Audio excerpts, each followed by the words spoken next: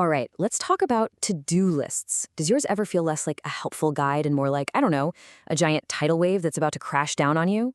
Yeah? Well, you're definitely in the right place. Today, we're going to break down a super simple but really powerful method to turn all that chaos into a clear, actionable plan. Seriously, think about it for a second. Is your to-do list running your life? Do you feel like you're serving the list instead of the list serving you? If you're nodding along right now, trust me, you are not alone. It's a feeling so many of us know all too well. It's that sinking feeling, right? You look at your list and everything feels urgent. Everything feels important. You're just lost in this sea of tasks and every single item is screaming for your attention.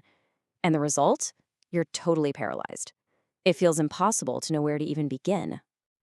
And this, right here, is the classic problem of the never-ending to-do list. It's this vicious cycle that can leave you feeling completely overwhelmed and, honestly, pretty unproductive, even when you've been busy all day long.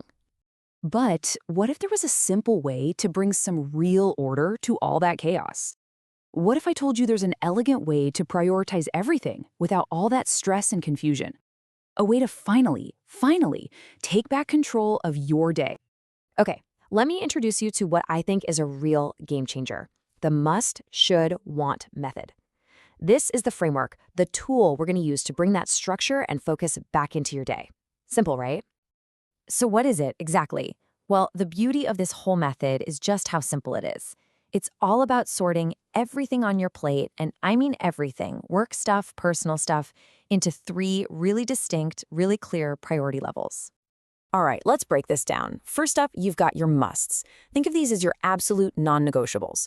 These are the tasks that have hard deadlines or, serious consequences if you don't do them. We're talking about that report due tomorrow or an essential client meeting. Next, we have the shoulds. Now, these are still really important, especially for your long-term goals, but they have a bit more flex. Things like taking a professional development course or finally organizing your digital files. And last, but definitely not least, are the wants. This is all about you. These are the hobbies, the creative projects, the social time that really recharge your batteries and, crucially, help you avoid burnout. Okay, so that's the theory, but how do you actually put this thing into practice? Well, it boils down to a super simple three-step plan you can use every single day to get a handle on your time. It really is this easy. Step 1, just do a brain dump. Get every single task, big or small, out of your head and onto a piece of paper or a doc. Step 2, go through that list and categorize every single item. Is it a must, a should, or a want? And finally, step 3, you structure your day around those categories.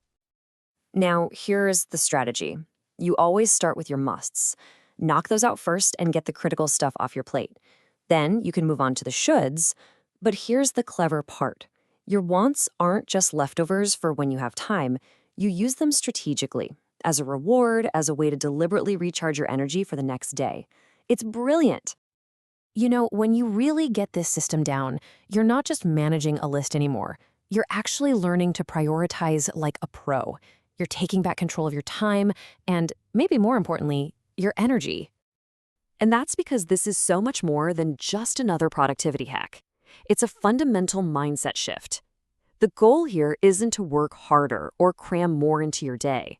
It's about working smarter by channeling your energy into what truly matters at any given moment. And the benefits? Oh, they are immediate and they are powerful. First, you reduce that feeling of overwhelm because you've replaced a chaotic, messy list with a clear plan. Second, you seriously enhance your focus because you know exactly what's next, no more guessing. And maybe most importantly, you actively encourage work-life balance by intentionally, deliberately making space for the things that bring you personal fulfillment. Ultimately, what you're doing here is creating a structured system, and that system helps you avoid something called decision fatigue. You know that feeling, right? That mental exhaustion you get from having to constantly decide what to do next? Well, with this method, the decision is already made for you. You know exactly what to tackle and when. So, I'm going to leave you with a question, a little challenge. Take a look at your to-do list for today, right now. What are your musts, your shoulds, your wants? Try just sorting them into those three buckets. I think you'll be genuinely surprised by the clarity it brings to the rest of your day.